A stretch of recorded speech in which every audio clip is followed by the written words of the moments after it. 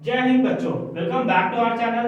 आज की वीडियो में हम लोग देखेंगे रिफ्रैक्शन के बारे में, रिफ्रैक्शन, उसके एप्लीकेशंस और स्फेरिकल लेंसेज के बारे में। सबसे पहले हम लोग समझते हैं कि रिफ्रैक्शन ऑफ लाइट होता क्या है। जैसे हम लोगों को बेसिक लाइट की प्रॉपर्टी पता है कि light travels in a straight path. Light हमेशा स्ट्रेट लाइन में ट्रैवल करता है, लेकिन क्या वो हमेशा स्ट्रेट लाइन में ट्रैवल करता है? ऐसा नहीं है। जब लाइट किसी एक मीडियम से दूसरे मीडियम में इंटर करता है तो लाइट के पाथ में क्या आता है? डेविएशन आता है, वो बेंड कर जाता है। इसी बेंडिंग को हम लोग क्या कहते हैं? रिफ्रैक्शन कहते हैं। अब हम लोग ये समझते हैं कि ये बेंडिंग होता क्यों है, ठीक है? क्योंकि लाइट का स्पीड, किसी भी चीज का स्पीड हर एक मीडियम में एक जैसा नहीं होता है ना। तो लाइट का स्पीड एयर में काफी अलग होता है, किसी डेंसर मीडियम में काफी अलग होता है ना। हो सकता है ग्लास में कुछ और हो, वाटर में कुछ और हो। इसी वजह से लाइट का स्पीड अलग अलग मीडियम में चेंज होते रहता है। इसी चेंजेस की वजह से क्या होता है कि लाइट के पाथ में बेंडिंग आ जाता है। इसी बेंडिंग को हम लोग कहते हैं रिफ्रैक्शन।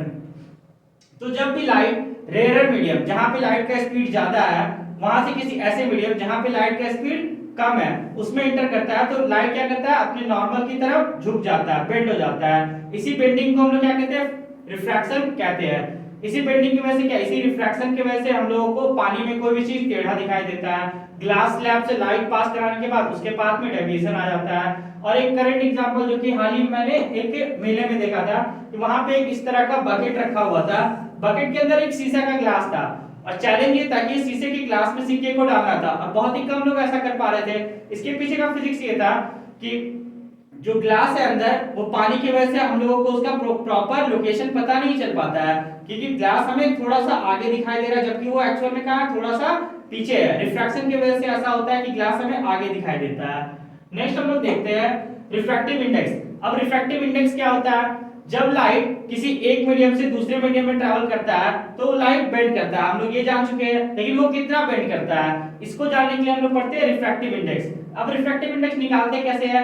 रिफ्रैक्टिव इंडेक्स को हम लोग निकालते हैं रेशियो से, लाइट के स्पीड के रेशियो से निकालते हैं हम लोग। अब लाइट का स्पीड पहला मीडियम में क्या था उसको डिवाइड करते हैं लाइट का स्पीड दूसरा मीडियम में जो है वही है हमारा रिफ्रैक्टिव इंडेक्स। अब ये टर्म एक आ रहा है हमारे पास एब्सोल्यूट रिफ्रैक्टिव इंडेक्स। अब किसी चीज का अगर हम लोगों को रिफ्रैक्टिव इंडेक्स निकालना है, मान लेते हैं कि हमें रिफ्रैक्टिव इंडेक्स निकालना है ग्लास का, ठीक है। अब ग्लास का रिफ्रैक्टिव इंडेक्स निकालने के लिए क्या करेंगे हम लोग कि लाइट का स्पीड जो कि वैक्यूम में जो भी है, वैक्यूम में जो लाइट का स्पीड है, ठीक है, उसको हम लोग डिवाइड कर देंगे लाइट का स्पीड ग्लास में। तो जो हमें वैल्यू प्राप्त होगा वही क्या होगा? हमारा ग्लास का रिफ्रैक्टिव इंडेक्स, ठीक है। और रिलेटिव रिफ्रैक्टिव इंडेक्स क्या है? अब किसी एक ऑब्जेक्ट का, किसी एक मीडियम का दूसरे मीडियम के साथ जब हम लोग निकालते हैं कि क्या रिफ्रैक्टिव इंडेक्स है, उसके लिए हम बोलते हैं उसको रिलेटिव रिफ्रैक्टिव इंडेक्स। जिस तरह, जैसे अगर हम लोगों को निकालना है कि वाटर और ग्लास में, ग्लास से वाटर से जब किसी ग्लास के मीडियम में जा रहा है लाइट, तब वहां पे क्या रिफ्रैक्टिव इंडेक्स होगा? तो हम लोग देखेंगे कि speed of light in water को हम लोग डिवाइड करेंगे speed of light in glass, तो हमें जो वैल्यू प्राप्त होगा वो क्या होगा? हमारा वाटर के रिस्पेक्ट में ग्लास का जो रिफ्रैक्टिव इंडेक्स है वो, ठीक है, उसी को हम लोग कहते हैं रिलेटिव रिफ्रैक्टिव इंडेक्स। नेक्स्ट हम लोग देखेंगे लॉज ऑफ रिफ्रैक्शन। जैसा कि हम लोगों ने पहले देखा था लॉज ऑफ रिफ्लेक्शन, उसी तरह से हम लोग देखेंगे लॉज ऑफ रिफ्रैक्शन। सबसे पहले लॉ क्या होता है कि एक मीडियम से, ये हमारा पहला मीडियम है, ठीक है, ये हमारा फर्स्ट मीडियम है, ये हमारा सेकंड मीडियम है। ये हमारा फर्स्ट मीडियम का रिफ्रैक्टिव इंडेक्स n1, ये हमारा सेकंड मीडियम का रिफ्रैक्टिव इंडेक्स n2। तो जब ये इंसिडेंट रे, ये जो लाइन है ये क्या कर रहा है? मीडियम को सेपरेटिंग करने के लिए एक लाइन बनाया गया है। जब इंसिडेंट रे दूसरे मीडियम में ट्रेवल कर रहा है तो क्या हो रहा है? उसमें एक बेंड आ रहा है। तो ये जो हमारा पहला रे क्या है? ये है हमारा इंसिडेंट रे, और ये जो रिफ्लेक्टेड रे हमारा बेंड हुआ उसको हम लोग क्या कहते हैं? रिफ्रैक्टेड रे। इन दोनों के बीच में, नॉर्मल और इंसिडेंट रे के बीच में जो एंगल बनता है उसे हम लोग क्या कहते हैं? Angle of incident. और रिफ्रैक्टेड रे और नॉर्मल के बीच में जो एंगल बनता है उसको हम लोग क्या कहते हैं? एंगल ऑफ रिफ्लेक्शन, ठीक है। तो जो हमारा इंसिडेंट रे होता है, रिफ्रैक्टेड रे होता है और नॉर्मल, तीनों एक पॉइंट पे लाई करता है, उस पॉइंट को हम लोग कहते हैं पॉइंट ऑफ इंसिडेंस। और ये तीनों जो पॉइंट ऑफ इंसिडेंस है क्या है? इंसिडेंट रे, नॉर्मल, रिफ्रैक्टेड, सभी क्या कर रहे हैं? एक सेम प्लेन पर लाई कर रहे हैं। यही कहता है हमारा फर्स्ट लॉ ऑफ रिफ्रैक्शन। अब सेकंड लॉ ऑफ रिफ्रैक्शन क्या है? सेकंड लॉ ऑफ रिफ्रैक्शन कहता है, इसको हम लोग स्नेल्स लॉ के नाम से भी जानते हैं। इसमें क्या बताया जाता है कि product of refractive index of medium 1 and angle of incidence, ठीक है, जो फर्स्ट मीडियम का रिफ्रैक्टिव इंडेक्स है उसको अगर हम लोग मल्टीप्लाई कर देंगे sine of angle of incidence, मान लीजिए कि ये एंगल हमारा कितना है 30 डिग्री है, तो इसको हम लोग किससे मल्टीप्लाई कर देंगे n1 को मल्टीप्लाई कर देंगे हम लोग sin 30 से, ठीक है। ये किसके बराबर होगा n2 into sine angle r के बराबर होगा, ठीक है। Refractive index of medium 1 into sine of angle of incidence, ठीक है, वो किसके बराबर होगा refractive index of medium 2 into sine of angle of refraction, ठीक है। यही है हमारा स्नेल्स लॉ। नेक्स्ट हम लोग देखते हैं जब हम लोग किसी ग्लास स्लैब से, जो शीशे का एक स्लैब होता है, उससे जो हम लोग लाइट रे को पास कराएंगे तो क्या होता है। जब एक शीशे के स्लैब से हम लोग लाइट रे को पास कराते हैं तो पहले क्या होता है, पहले तो उसका मीडियम चेंज होता है, वो एयर से ग्लास में ट्रैवल कर रहा है, फिर क्या हो रहा है वो ग्लास से वापस एयर में आ रहा है, तो उसके पास में क्या हो रहा है डेविएशन देखने को मिल रहा है यहाँ पे हमें क्लियरली, ठीक है। जैसे कि ये हमारा क्या है इंसिडेंट रे, ये हमारा क्या है इंसिडेंट रे। जब ये ग्लास स्लैब में गया तो वो क्या हुआ एक रेयरर मीडियम से डेंसर मीडियम में गया, तो वो क्या वो अपने नॉर्मल की तरफ बेंड कर गया, दिखाई दे रहा होगा आप लोगों को कि ये लाइट करे इस तरह से जाना चाहिए, लेकिन वो किस तरह से नॉर्मल की तरफ बेंड हो गया। और जब वो वापस अपने ग्लास स्लैब से जब बाहर की तरफ निकला, फिर से वो इस बार क्या हो रहा है कि वो डेंसर मीडियम से रेयरर मीडियम की तरफ जा रहा है, मतलब जहां पे स्पीड ऑफ लाइट कम है वहां से स्पीड ऑफ लाइट ज्यादा की तरफ जा रहा है, तब क्या हुआ वो नॉर्मल से अवे दूर की तरफ बेंड कर गया, ठीक है। जो लाइट का रे इस तरह से होना चाहिए था, लाइट का पाथ इस तरह से होना चाहिए, वो शिफ्ट होकर के कहां गया यहाँ पे आ गया, इसी को हम लोग क्या कहते हैं लैटरल शिफ्ट भी कहते हैं। और ग्लास स्लैब से बाहर निकलने वाले रे को हम लोग कहते हैं इमर्जेंट रे। सबसे पहले जो रे आके ग्लास स्लैब के पास टकराया उसे हम लोग कहेंगे इंसिडेंट रे, अंदर ग्लास स्लैब के अंदर जो लाइट बेंड हुआ उसे हम लोग कहते हैं रिफ्रैक्टेड रे, और वापस ग्लास स्लैब से निकलने वाला जो रे होता है उसे हम लोग कहते हैं इमर्जेंट रे, ठीक है। और इसके बाद में जो डेविएशन आता है उसको हम लोग क्या कहते हैं लैटरल शिफ्ट कहते हैं।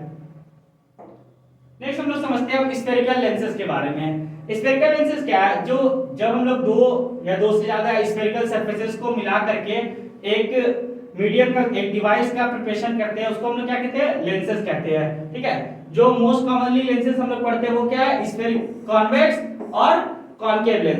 कॉन्वेक्स लेंस किस तरह से बनाया जाता है, जब दो सर्कल को आपस में मिलाया जाता है तो क्या होता है कि उन दोनों के कुछ एरियाज आपस में कोलाइड करते हैं, ठीक है, कुछ एरियाज कंसाइज कर जाते हैं, उसी को हम लोग क्या कहते हैं ये हमारा क्या हो गया कॉन्वेक्स लेंस। उसी तरह से कॉनकेव लेंस में क्या होता है जब दो हमारे कॉनकेव लेंस कॉनकेव मिरर की तरह जिस तरह को हम लोग अगर अपोजिट करके लगा दे तो वो क्या बन जाता है हमारा कॉनकेव लेंस, ठीक है। कॉन्वेक्स लेंस क्या होता है वो थिन एट द एंड्स होता है, एंड्स की तरफ क्या होता है थिन और थिक एट द मिडिल, जबकि हमारा जो कॉन्वेक्स कॉनकेव लेंस है वो क्या होगा थिन एट द मिडिल होगा and thick at the ends होगा। नेक्स्ट हम लोग देख लेते हैं टाइप्स ऑफ लेंसेज, किस टाइप का हम लोग लेंस पढ़ते हैं। ये हमारा हो गया प्लेनो कॉनकेव लेंस, ये हो गया plano concave, double convex, diverging meniscus, converging meniscus. लेकिन हम लोगों को जनरली पढ़ना होता है दो ही लेंस के बारे में, कॉन्वेक्स और कॉनकेव लेंस के बारे में, ठीक है।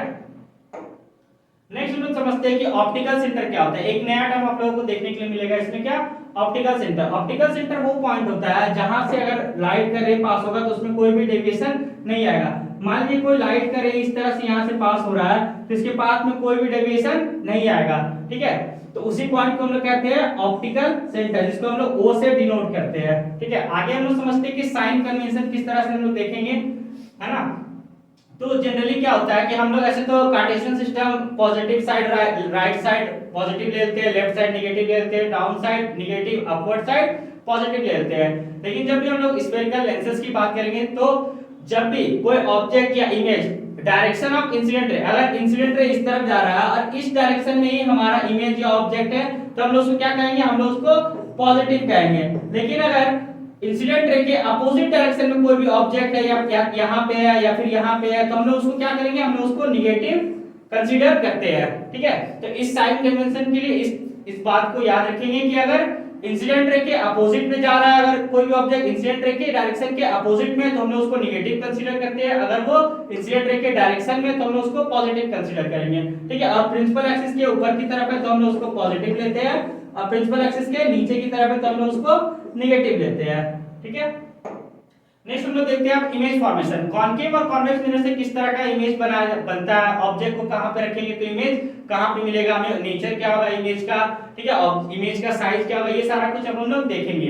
तो सबसे पहले हम लोग देखते हैं कॉनकेव मिरर के बारे में, ठीक है, सॉरी कॉन्वेक्स लेंस के बारे में देखते हैं कि कॉन्वेक्स लेंस में अगर हम लोग ऑब्जेक्ट को कहां पे रखें, ऑब्जेक्ट हमारा है इंफिनिटी पे, ठीक है, तो क्या हो रहा है, इमेज कहां पे बन रहा है उसका, जब कॉन्केव कॉन्वेक्स लेंस में हम लोग ऑब्जेक्ट को रख रहे हैं इंफिनिटी पे, तो सारे रेस क्या होंगे, पैरेलल आएंगे, ठीक है, सारे रेस पैरेलल कहां तक आएंगे, इसके सेंटर तक, सेंटर पे आने के बाद क्या होगा, कॉन्वेक्स लेंस का काम क्या होता है, वो लाइट को कन्वर्ज करता है, एक दिशा में लेकर के आता है, ठीक है, तो ये सारे कन्वर्ज करके इमेज कहां बनेगा हमारा, फोकस पे, तो ऑब्जेक्ट जब हम लोगों ने रखा था इंफिनिटी पे, इमेज कहां बना, फोकस पे, इमेज का साइज कैसा है, काफी ज्यादा छोटा है, और इमेज क्या है, पॉजिटिव डायरेक्शन में बना है, इसका मतलब इमेज क्या होगा, रियल होगा, इमेज कैसा होगा, रियल, और हमें पता है कि कॉन्वेक्स लेंस से इमेज कैसा बनता है, जब भी रियल बनेगा तो वो इन्वर्टेड इमेज होगा, और साइज आप लोग देख के समझ सकते हैं कि काफी ज्यादा छोटा पॉइंट साइज है। नेक्स्ट हम लोग देखेंगे, जब ऑब्जेक्ट को हम लोग बियॉन्ड 2f, 2f का मतलब क्या होगा, कर्वेचर 1, ठीक है, जैसा कि हम लोग को पता है कि दो तरफ कर्वेचर थे, एक इस तरफ और एक इस तरफ, तो इसको हम लोग बोलते हैं कर्वेचर 1, इस तरफ वाले को कर्वेचर 2, ठीक है, तो जब C1 के हम लोग पीछे रखेंगे ऑब्जेक्ट को, तो हमारा इमेज कहां बनेगा, वो देखते हैं, एक रे हमारा पैरेलल गया, वो कहां गया, फोकस से थोड़ा सा पीछे, फोकस से वो इंटरसेक्ट करते हुए निकल गया, दूसरा रे हमारा डायरेक्ट ऑप्टिकल सेंटर से, मैंने पहले ही बताया था कि जब भी रे ऑप्टिकल सेंटर से जाता है तो वो अनडेविएटेड पास हो जाता है, तो इस बार हमारा इमेज जो बन रहा है वो कहां बन रहा है, बिटवीन F एंड C, मतलब फोकल पॉइंट और कर्वेचर के बीच में बन रहा है, इमेज कैसा है, इन्वर्टेड इमेज है, ठीक है, साइज क्या है, ऑब्जेक्ट के साइज से इमेज हमारा छोटा, और इमेज हमें कैसा मिला, रियल एंड इन्वर्टेड मिला है। नेक्स्ट केस में हम देखेंगे, जब ऑब्जेक्ट को हम लोगों ने रखा सेंटर ऑफ कर्वेचर 1 पे, सेंटर ऑफ कर्वेचर 1 पे रखा है, ठीक है, तो इमेज हमारा कहां बन रहा है, इमेज हमारा बन रहा है सेंटर ऑफ कर्वेचर 2 पे, ऑब्जेक्ट और इमेज का साइज क्या है, बिल्कुल ऑब्जेक्ट और इमेज का साइज क्या है, सेम है, ठीक है, और ऑब्जेक्ट हमारा क्या है, रियल इन नेचर है, रियल एंड इन्वर्टेड है, जब भी इमेज पॉजिटिव डायरेक्शन में बन रहा है, मतलब इंसिडेंट रे के डायरेक्शन में बन रहा है, इसका मतलब वो इमेज क्या होगा, पॉजिटिव होगा, उसका वो इमेज क्या होगा, रियल होगा, ठीक है। नेक्स्ट हम लोग देखेंगे, ऑब्जेक्ट जब हम लोग फोकस और सेंटर ऑफ कर्वेचर 1 के बीच में रख रहे हैं, तब क्या हो रहा है, इन दोनों के बीच में जब हम लोग ऑब्जेक्ट को रखते हैं, तो जैसा कि हमेशा होता है, एक रे हमारा ऑप्टिकल सेंटर से पास होगा, एक रे हमारा फोकस से पास होगा, और इमेज क्या बन रहा है, C के पीछे, मतलब सेंटर ऑफ कर्वेचर 2 के पीछे, और इमेज का साइज क्या है, इन लार्ज, इमेज का साइज कैसा है, इन लार्ज, इमेज कैसा बन रहा है, real and inverted, real and inverted. Next हम लोग देखते हैं, जब हम लोग ऑब्जेक्ट को कहां रखेंगे, फोकस पे रखेंगे, जब हम लोगों ने ऑब्जेक्ट को रखा फोकस पे, तो उसका इमेज हमें कहीं भी इंटरसेक्ट, उसके रेज जो हमें कहीं इंटरसेक्ट होते हुए दिखाई दे रहे हैं, वो रेज हमें ऑलमोस्ट पैरेलल की तरह दिखाई दे रहा है, इसका मतलब इमेज कहां बनेगा, इमेज बनेगा हमारा इंफिनिटी पे, ठीक है, इमेज का साइज कैसा होगा, हाईली इनलार्ज होगा, इमेज कैसा होगा, रियल इमेज होगा, क्योंकि डायरेक्शन ऑफ इंसिडेंट रे में बन रहा है, इसका मतलब वो क्या है, रियल इमेज है। नेक्स्ट केस देखेंगे, ये हमारा इकलौता ऐसा केस होता है जिसमें कॉन्वेक्स लेंस में हम लोगों को वर्चुअल इमेज देखने को मिलता है। ऐसा कब होता है, जब लेंस के बहुत ही पास अगर हम लोग ऑब्जेक्ट को रख देते हैं, तो हम लोग को जो इमेज देखने को मिलता है वो क्या होता है, वर्चुअल इमेज देखने को मिलता है। जब हम लोग फोकस और ऑप्टिकल सेंटर के बीच में ऑब्जेक्ट को रखते हैं, ठीक है, तो उसका रे जो लेंस से पास होता है तो वो कहीं भी मीट नहीं करता है, तो हम लोग इमेजिनरीली मान लेते हैं कि वो मिरर के फ्रंट में, लेंस के फ्रंट में मीट कर रहा है, उसका साइज क्या है, काफी इनलार्ज है। तो जब भी इमेज अगर बन रहा है इंसिडेंट रे के अपोजिट डायरेक्शन में, तो वो कैसा इमेज होगा, वर्चुअल इमेज होगा। कैसा इमेज होता है, वर्चुअल एंड सीधा दिखाई दे रहा है, इसका मतलब क्या है, इरेक्ट इमेज है, साइज क्या है, काफी ज्यादा इनलार्ज है। आगे हम लोग देखेंगे कॉनकेव लेंस के रे डायग्राम्स को। तो जब ऑब्जेक्ट हमारा कहां पे, इंफिनिटी पे है, तो इमेज कहां बनना चाहिए हमारा, फोकस पे, लेकिन इसमें इस तरह ऐसे नहीं होता, क्योंकि ये क्या होता है, ये डाइवर्जिंग मिरर होता है, तो जो पैरेलल रेज आ रहे थे इसको ये क्या करेगा, डाइवर्ज कर देगा, तो ये कहीं भी मीट नहीं करेंगे, एक्चुअल रे जो कहीं भी मीट नहीं करेंगे, तो इसके इमेजिनरी रे जो होते हैं वो आकर के फोकस पे मीट करते हैं, और इमेज कहां बनता है हमारा, फोकस पे। और ये कैसा इमेज होता है, वर्चुअल इमेज होता है, ठीक है, क्योंकि क्या हो रहा है, इंसिडेंट रे के अपोजिट साइड में बन रहा है इसका इमेज, इसलिए इमेज क्या है, वर्चुअल इमेज है, और क्या काफी ज्यादा छोटा, मतलब हाईली डिमिनिश्ड है। नेक्स्ट हम लोग देखते हैं कि जब ऑब्जेक्ट को इंफिनिटी और ऑप्टिकल सेंटर के बीच में कहीं रखा जा रहा है, तो इस केस में भी क्या हो रहा है, एक रे हमारा ऑप्टिकल सेंटर से जा रहा है, एक रे प्रिंसिपल एक्सिस के पैरेलल जा रहा है, और वो रे क्या हो रहा है, आगे जाके डाइवर्ज हो जा रहा है। तो इसको भी हम लोग क्या कि इमेजिनरीली ये क्या कहां मिल रहा है, मिरर इंसिडेंट रे वाले साइड पे ही मिल रहा है, और इमेज कहां पे बन रहा है, एफ एंड ओ के बीच में, मतलब फोकल और ऑप्टिकल सेंटर के बीच में। और इमेज का साइज क्या है, यहाँ पे भी काफी ज्यादा छोटा है। इमेज इंसिडेंट रे के अपोजिट में बन रहा है, इसका मतलब क्या, वर्चुअल एंड इरेक्ट है। ठीक है, तो ये कुछ थे हमारे रे डायग्राम्स। तो होप करता हूँ कि आप सभी को ये सारा कुछ समझ आ गया होगा। इस तरह के वीडियोस के लिए हमारे चैनल पे बने रहिए।